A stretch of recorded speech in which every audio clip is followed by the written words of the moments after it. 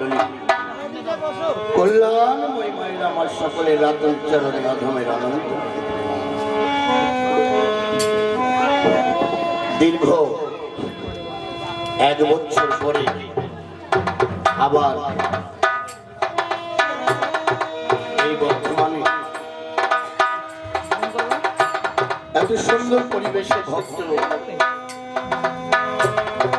বৃন্দের সকলে মিলে যত সুন্দর অনুষ্ঠানের আয়োজন করেছে, আমার মনে হয় গত বছরের থেকে এই বছর খুব ভালো পরিবেশ, খুব সুন্দর করে আয়োজন করেছি। আমি আপনাদের মাঝে আসতে পেরে সত্যি নিজেকে ধন্য মনে করছি।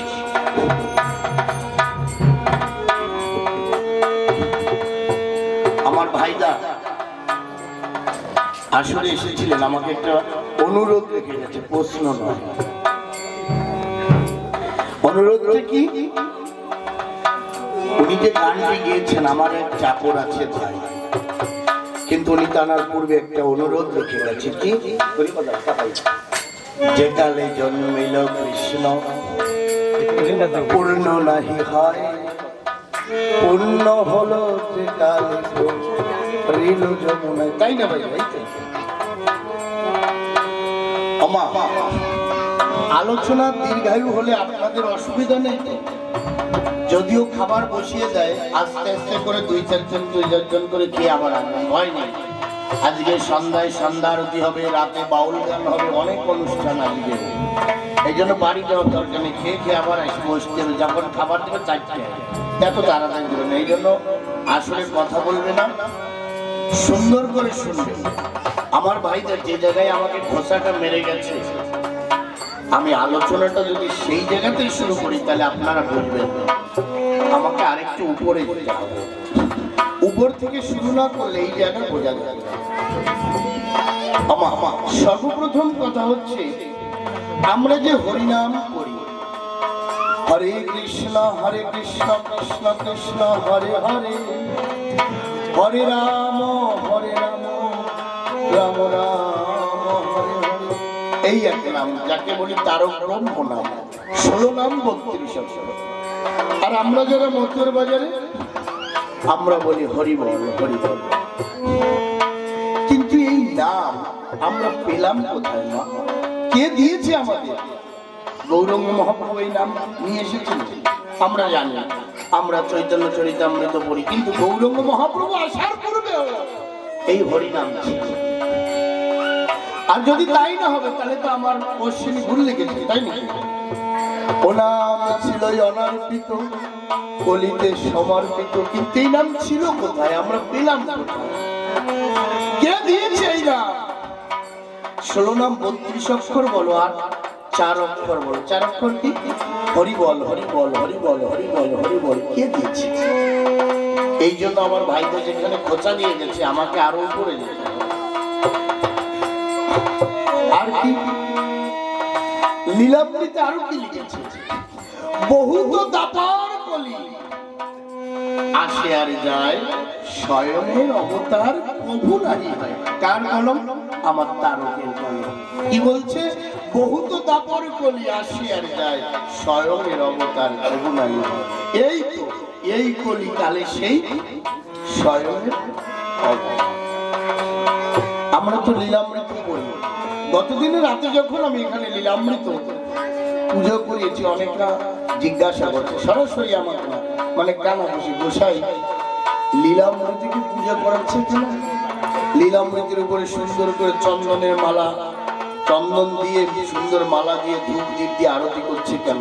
আরো গোসাই বলছে যে এই লীলামৃতের পূজা করলে সর্বশাস্ত্রের পূজা করা হয়। এত বড় কথা গোসাই বলে গেলে কেউ কিছু বললো না, পিছনে বলে সামনে বললো না কেন? আমা এর ভিতরেও গুরু রহস্য আছে। আজকে যাই, আমি সেই জায়গায় যাই, যদি শুনতে হয় তাহলে ধৈর্য ধরে বসবেন। আপনাদের অনুমতি হলেই আমি এগোবো, তাছাড়া লাভ না, তাই তো? পূর্বে আজ যখন যেখানে লিখেছে কি বহুত দাপর কলি আসে আর যায়, আমি এই বহুত দাপর কলি শুরু হওয়ার পূর্বের কথা বলছি। এই বিশ্ব ব্রহ্মাণ্ড যখন সৃজন বটে হয়,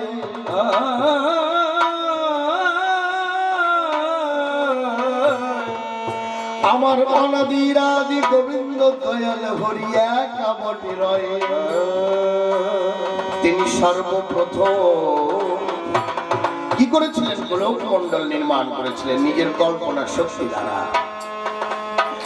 গোলক মন্ডলকে রচনা করে মনে মনে চিন্তা করলেন, আমার হতে আমি শক্তি রচনা করবো। তাই গোলক মন্ডলে নিজের বাম হাত থেকে রাধারানীকে সৃজন করেছিলেন। রাধারানীকে সৃজন করার পর উনি মনে মনে ভেবেছিলেন কি করা যায়। এমন সময় রাধারানী ডেকে বলে, প্রভু আমার কথা নেবে, তাই আমি তোমার কাছে একটি সন্তান চাই। কোথায়? গোলক মন্ডলে। 1,000 বার 1,000 বৎসর রমণ করবার পরে রাধারানী একটি মাংস পিণ্ড প্রসব করেছিল। এমন সময় প্রভু পুষ্প উদ্যানে গোলক মন্ডলে বিচরণ করার সময় রাধারানী যে মাংস পিণ্ড প্রসব করেছিলেন, ওই মাংস পিণ্ড দেখে বাম পা দিয়ে রাধারানী ঠেলে ফেলে দিয়েছিল, কলর সমুদ্রে পড়েছিল সেই মাংসের পিণ্ড। সেই মাংসের পিণ্ড 4 ভাগে বিভক্ত হয়েছিল। প্রভু আমার এসে জিজ্ঞাসা করে, বলো রাধে তুমি আমার ঠাই, তোমার গর্ভ কোথায় গেল আমি জানিবার চাই। রাধারানী তখন শান্তদন্ত হয়ে চুপ রয়েছে, কিছু বলছে না। তাই প্রভু বলছে, রাধে তুমি যা করেছো বড় অন্যায় করেছো। তাই এই জগৎ সংসারে তুমি যতবার যাবে তুমি কখনো মা হতে পারবে।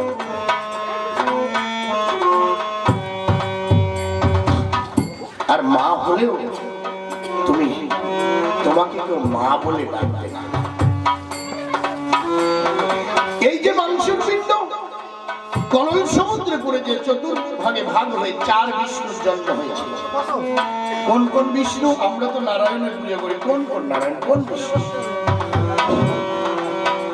একজন বিষ্ণু আছে, তিনি বৈকুণ্ঠপতি নারায়ণ, যাকে বলি আমরা বৈকুণ্ঠে নয়, তিনি বৈকুণ্ঠপতি নারায়ণ। আরেকজন নারায়ণ কোথায়? শেষ সাই নারায়ণ। হরি ঠাকুরের পিছনে দেখবেন একটা ফটো আছে, নারায়ণ শুয়ে আছে সর্পের পরে, হ্যাঁ, মা লক্ষ্মী বসে আছে চরণের কাছে। এই কোন বিষ্ণু?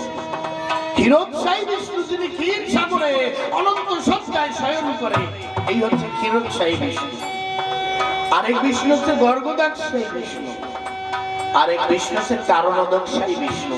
এই চতুর্বিষ্ণুর জন্ম হয়েছিল সেই মাংসের পিণ্ড থেকে। তাই প্রভু মনে মনে কল্পনা করে, এখন আমাকে জগতের সংসার বানাতে হবে। তাই তিনি কল্পনা শক্তি দিয়ে 14 ভুবন নির্মাণ করে নিজ শক্তি দ্বারা নাভিকুণ্ড থেকে ব্রহ্মাকে, আদি ব্রহ্মা যাকে বলে, আদি ব্রহ্মাকে যখন সৃজন করেছেন, ব্রহ্মাকে বলেছে তুমি আদি ব্রহ্মা, তোমা হতে হাজার হাজার লক্ষ লক্ষ ব্রহ্মা হবে, তোমা হতে হাজার হাজার জগৎ সংসার হবে। আদি শিবকে সৃজন করল। রাধারানী কি করলেন? বললেন প্রভু একা একা হবে না, এর জন্য নারীর প্রয়োজন আছে। তাই প্রভু আমার কি করলেন? 3টি নারীকে সৃজন করলেন। কাকে? একজন সরস্বতী দিলেন ব্রহ্মার হাতে, আর একজন লক্ষ্মীকে দিলেন নারায়ণের ঠাই, আর শক্তি যোগমায়া তিনি রয়ে যায়। যোগমায়া বলছে আমি কোথায় যাব প্রভু? বলছে তুমি যাবে। কোথায় জানো? মমউরু থেকে জন্মগ্রহণ করেছে পঞ্চানন, মানে ভোলানাথের 5টা, আদি শিবের 5টা মাথা। পঞ্চানন তিনি দিগম্বর, বসন করে না। বলছে গিয়ে দেখো পঞ্চানন ধ্যানমগ্ন হয়ে আমাকে ডাকছে, তুমি যদি তার কাছে স্থান পাও তাহলে কি হবে? তোমার জায়গা হবে। আত্মার শক্তি মহামায়া কি করলেন? ভোলানাথের কাছে গিয়ে শরণাপন্ন হয়ে বললেন, হে ভোলানাথ আমাকে কিন্তু কৃপা করে তোমার অর্ধাঙ্গিনী রূপে আমাকে বরণ করো। ভোলানাথ বলছে না, প্রভু আমায় এই জগতের সংসারে নিজের কপাল থেকে জন্ম দিয়েছে। আমি একমাত্র প্রভু চিন্তা ছাড়া এই জগতে আমি আর কিছু করতে চাই না। আমি কোনো নারীকে গ্রহণ করব না। আমি চির দিগম্বর। আমি চির ব্রহ্মচারী, আমি করব না। পুনরায় যোগমায়া কি করলেন, ফিরে আসলেন গোলক মণ্ডলে। বলছো প্রভু, ভোলানাথ আমাকে স্বীকার করে, বলে মম অংশ জন্ম তোমার কন্যা সম তুমি মোর, আমি তো তোমাকে গ্রহণ করতে পারবো না, তোমার ওই ভোলানাথের কাছে যেতে হবে, এছাড়া কোনো রেহাই নাই। পুনরায় আমার আজ্ঞা শক্তি মহামায়া কি করলেন, ভোলানাথের কাছে গেলেন, যে বললেন প্রভু, প্রভুর আজ্ঞা, আপনি ছাড়া আমার কোনো রেহাই নেই, আপনাকে গ্রহণ করতে। ভোলানাথ মনে মনে চিন্তা করলেন, আচ্ছা নারী, তোমাকে আমার কপালের অগ্নি দ্বারা আমি বশীভূত করে দেব, তবে আমাকে ছলনা করতে হবে। কি শোনো নারী, তোমাকে আমি গ্রহণ করতে পারি, তোমাকে 100বার অগ্নি পরীক্ষায় উত্তীর্ণ হতে হবে। যদি 100বার অগ্নি পরীক্ষায় উত্তীর্ণ হতে পারো, তাহলে আমি তোমাকে অর্ধাঙ্গিনী রূপে স্বীকার। বলছি তাই, আমি প্রস্তুত। ভোলানাথ অগ্নিকে আদেশ দিয়েছে, অগ্নি তুমি 100বার জ্বলবে আর 100বার বুঝে যাবে। ওই আত্মা শক্তি মহামায়া তোমার অগ্নির মধ্যে বিরাজ। কি হলো, অগ্নি কি করলো, প্রজ্বালিত হতে শুরু হলো। যখন আগুন জ্বলে ওঠে হ হ হ হ শব্দ হয়, আর যখন অগ্নি বুঝে যায় রি রি শব্দ হয়, 100বার আমার পাগলা ভোলা যখন হরি হরি হরি হরি হরি হরি হরি হরি হরি হরি হরি হরি হরি হরি হরি হরি হরি হরি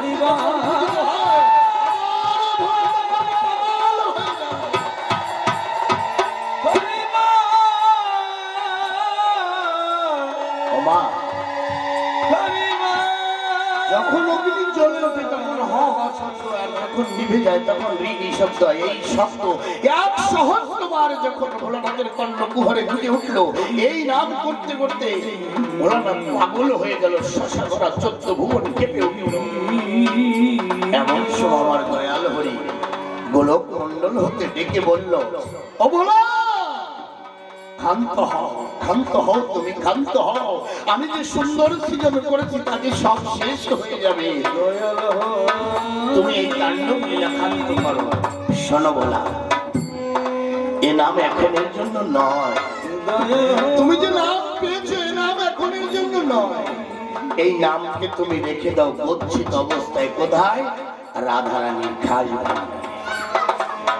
তাহলে প্রভু এই নাম কখনের জন্য, বলছে নাম এখনের জন্য নয়, কখনের জন্য জানো, যুগের পর যুগ যাবে, মন্বন্তরের পরে মন্বন্তর যাবে, যখন ঊনবিংশ মন্বন্তর আসবে, সেদিন ভোলানাথ আমি বেহাল বেশে এই গোলক মণ্ডল ছেড়ে আমি ভুলক যাব, সেদিন এই মধুমাকে নাম নিয়ে আমি ঘরে ঘরে পতিতকে উদ্ধার। দয়াল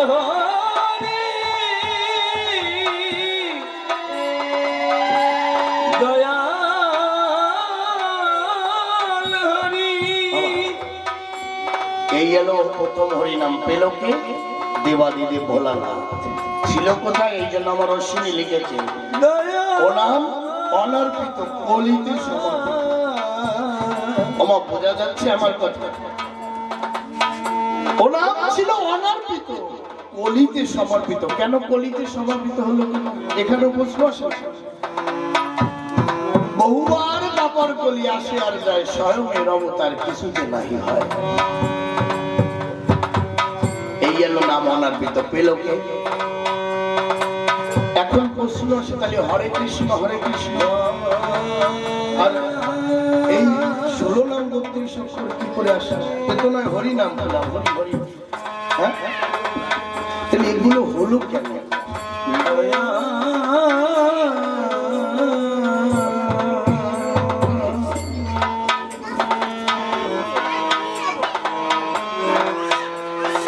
আমার ভাইরা প্রশ্ন করে গেছে, মানে অনুরোধ করে গেছে, আমি সেখান দিয়ে যাই, সেখান দিয়ে গেলে আরো বুঝতে সোজা হবে।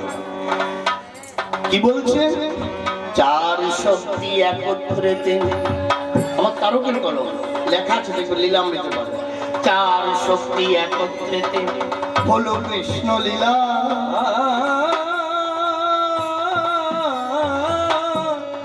ভাগবত সুন্দর মীমাংসা করিলাম। আরো লেখা রয় সেখানে, ব্রহ্ম বৈবর্ত পুরাণে ইহার মীমাংসা যে রয়, ব্রহ্ম বৈবর্তন করিলে তাহার ভেদ জানা যায়। আবার কি বলছে ওই লাইনে বলছে, তিন শক্তি একত্রে হইল কৃষ্ণ লীলে। দুই শক্তি একত্রে কংসের কারাগারে গেলে। আচ্ছা বলছে চার শক্তি একত্রে হয়েছে কৃষ্ণ লীলা, তাহলে দুই শক্তি গেছে কোথায়? দৈবকী উদয়। হ্যাঁ, আর কি বলছে এক শক্তি গেল কোথায়? যশোদার গর্ভে। মহাবিষ্ণু যশোদার গর্ভেতে জন্মিয়েছে। আপনাদের পড়া আছে তো লীলামৃতে? নাহলে আমি পড়ে শোনাবো, আমি পড়ে শোনাই। দেখেন, বৈকুণ্ঠের নায়ক হরি হইল লীলাকারী, নন্দের নন্দন কৃষ্ণ গোলক বিহারী। দেখেন এখানে লেখা আছে তিন শক্তি একত্র হইয়া ভগবান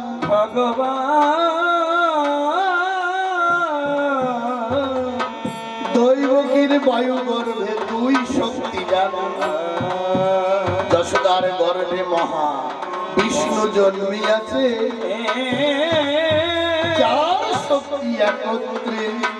কি বলছে? চার শক্তি একত্রে হয় কৃষ্ণ লীলা। আচ্ছা তাহলে আমরা এত সময় তিন শক্তির কথা বললাম, আরেক শক্তি কোথায়? আরেক শক্তি কোথায় গেল? আবার বৃন্দাবনে যে যমুনা বয়, এই যমুনা হচ্ছে যমরাজের ভগ্নী। বিবাহ হয়েছিল কার সঙ্গে? পূর্বেতে নারায়ণের সঙ্গে। সূর্যদেব যৌতুক হিসাবে সুদর্শন চক্র দিয়েছিলেন যাকে নারায়ণ। তার পূর্বে নাম কি ছিল? বিরজা। বিরজায় একদিনে গোলক মণ্ডলে কৃষ্ণের সঙ্গে নিশিকামে প্রেম চায়। কৃষ্ণ আর বিরজা ফুলের বাগানে বসে রয়ে। এমন সময় রাধা রানী আমার দূর হতে দেখিবারে পায়। কিছু না বুঝে না জেনে সে তাকে অভিশাপ দেয়। কি বলে? আমার অনুমতি ছাড়া তুমি কৃষ্ণের সঙ্গে বসে আছো কেন? কেন? কি কারণে? নয়ন জলে আমার শ্যামের হাত ধরো। আমি তাই তোমায় অভিশাপ করছি, তুমি মরতে গিয়ে নদী হয়ে ববে, তোমার জল কালো কুৎসিত হয়ে রবে। তখন বিরজা বলে, হে প্রভু, আমি তো নিষ্কাম প্রেম ভক্তি চেয়েছিলাম, মাধুর্যের প্রেম চেয়েছিলাম তোমার কাছে, কিন্তু বিনা কারণে রাধারানী আজ আমাকে অভিশাপ দিয়েছে। প্রভু আমি কোথায় যাই? আমাকে তো নদী হয়ে বইতে হবে, কিন্তু আমি যে তোমার বিরহ সহ্য করতে পারবো না। ভগবান বলে, আমার এক শক্তি বিরজা তুমি লইয়ে যাবে যমুনা নদী হয়ে ধরায় বহে। কি করলো? বিরজা এক শক্তি, এই আমার অনাদির আদি চার ভাগে বিভক্ত হলেন। এক শক্তি কে নিয়ে আসলো? আমার বিরজা। কোথায় নিয়ে আসলো? যমুনা। নিয়ে এসে নদী হয়ে বইতে লাগে। এরপরে যখন কৃষ্ণ লীলা হয়, ওই যে কৃষ্ণ নাম লীলা বলতে তিন শক্তি একত্রে হয় কৃষ্ণ লীলা। আবার কি বলছে? দুই শক্তি দৈবকীর বায়ু গর্ভ হইলা, আর এক শক্তি মহাবিষ্ণু যিনি, তিনি যশোদার ঘরে জন্ম। এখন মিলিয়ে যায়। যিনি ক্ষীরোদশাই নারায়ণ, উনি কংসের কারাগারে এসে প্রথমে চতুর্ভুজ রূপে দাঁড়িয়ে পড়ে দুই শক্তিকে একত্র করে দৈবকীর গর্ভে বায়ু গর্ভ করে জন্মগ্রহণ করে। মহামায়ার মায়ার প্রভাবে যখন ঝুড়িতে করে বসুদেব যখন নিয়ে যমুনার কূলে যায়, দেখে যমুনার জল উথাল পাতাল।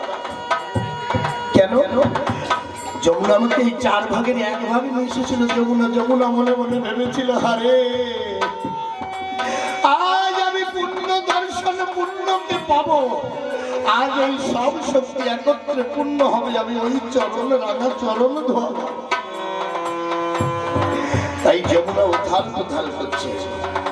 বসুদেব যখন যমুনার কূলে এসে দাঁড়ায়, দেখে জলের এমন স্রোত আর এমন উথাল পাতাল, ভয় পাচ্ছে।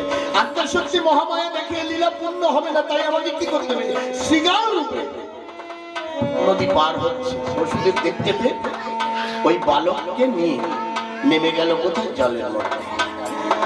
কিছু দূর জলের মধ্যে যেতে যেতে যমুনা ওই চরণ পেতে চায়, মাথার ওই সন্তান কিন্তু জলে পড়ে যায়। যেমন আপনারা দেখেছেন হাতায় মাছ ধরেন না, বসুদেব এই জলের মধ্যে হাতাচ্ছে, কোথায় পাবো, কোথায় পাবো? যিনি পূর্ণরূপে ছিলেন, সরাসরি যিনি গোলকের নাম, নন্দের নন্দন হলো গোলকের নাম, এর উপরে লেখা আছে। কেন? যিনি পূর্ণরূপে ছিলেন ওই যমুনার ভিতরে, ওই বালকটি মেরে কিন্তু ঝুড়ির ভিতরে ভরে। আর এই যে 2 শক্তি বালকটি নিয়ে, সেই বালকটি ওই যমুনার ভিতরে রয়ে যায়। এরও মীমাংসা আছে সামনে।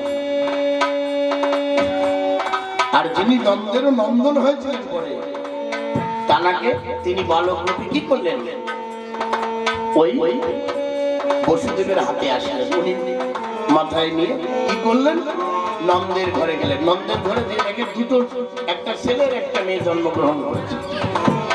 কে? এক পাশে আদ্যা শক্তি মহামায়া, আর এক পাশে মহাবিষ্ণু রয়। এই বালককে নিয়ে যখন ওই বালকের পাশে হয়, তখন কি হলো, এই 2 শক্তি, এই 2 বালক একত্রে মিশে পূর্ণ হয়, আর ওই মহামায়াকে নিয়ে পুনরায় ফিরে।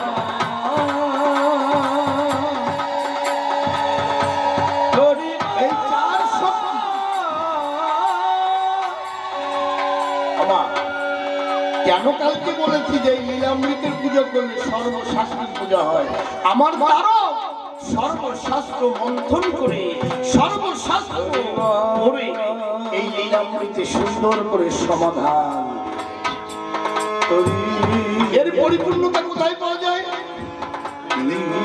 এই নন্দের নন্দন বিরজাকে কথা দিয়েছিল, যিনি মাধুর্যের লীলা আমরা বলি না, এখনো সেই বৃন্দাবনে বাঁশি বাজে।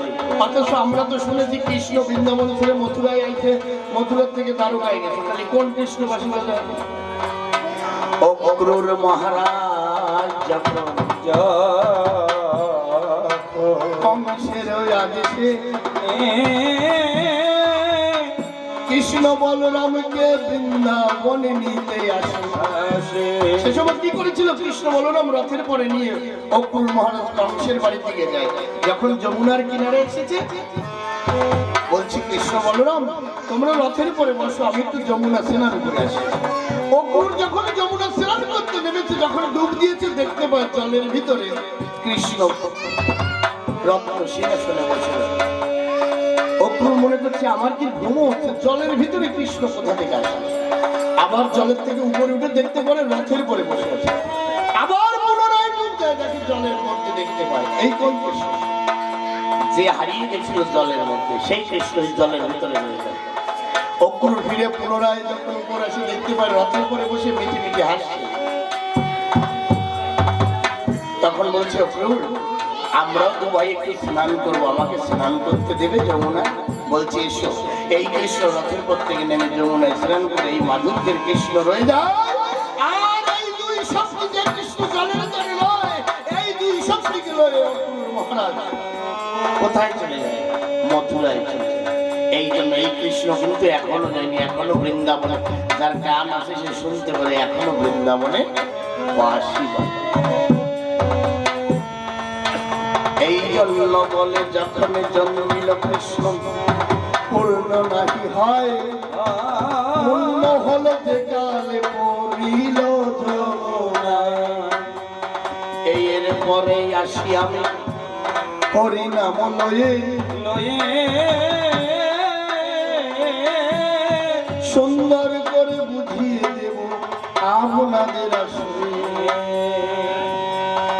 আমার রাধারানী একেবারে বলে, ও প্রভু, আমার কথা লবে, আমি ভিন্ন হরি, তুমি কখনো নাহি হবে। বলছে বলো কি দাদি, এই যে সব জগৎ সংসারকে আমি সৃজন করেছি, তুমি ভিন্ন আমি হরি হব না মানে? বলে হ্যাঁ প্রভু, রাধা কৃষ্ণের আমার অশ্বিনী কলম দেখেছে, রাধা কৃষ্ণের উভয় অঙ্গে প্রথমে হয় প্রেম তরঙ্গের নামের উৎপত্তি, নামের অঙ্গে গোলকে করলেন রাধে আর শ্যাম। আমার অশ্বিনী লিখতে গেল কেন? এর মধ্যে মীমাংসা আছে। রাধারানী বলছে প্রভু, আমি তোমায় হরাই তাই তুমি হরি, নালে তুমি কিন্তু হরি না। তোমাকে কে চেনে? ভক্ত না হলে ভগবানের জায়গা আছে নাকি? আজকে এত ভক্ত না হলে ভগবানের পুজো হতো নাকি? তাই রাধারানী বলছে আমি তোমায় হরাই তাই তুমি হরি, আমি না হরলে তুমি তো হরি না। বলছে না না, আমি শ্রেষ্ঠ রাধে, আমি 14 সংসারকে সৃজন করেছি। বলছে দেখি কেমন শ্রেষ্ঠ। এই কৃষ্ণ 4 ভাগে, এই কৃষ্ণ 4 ভাগে বিভক্ত হয়ে দাঁড়ায়, আর রাধা রানী 8 ভাগে দাঁড়িয়ে রয়। বলছে দেখেছো প্রভু, তুমি 4 আর আমি 8, কারণ আমি অষ্টসখীতে বিভক্ত, তাই আমি 8 ভাগে বিভক্ত। তুমি প্রভু পারবে না। তাই 4 কৃষ্ণ আর 4 রাধা যখন একত্রে মিলে যায়, আর 4 রাধা রয়ে যায়।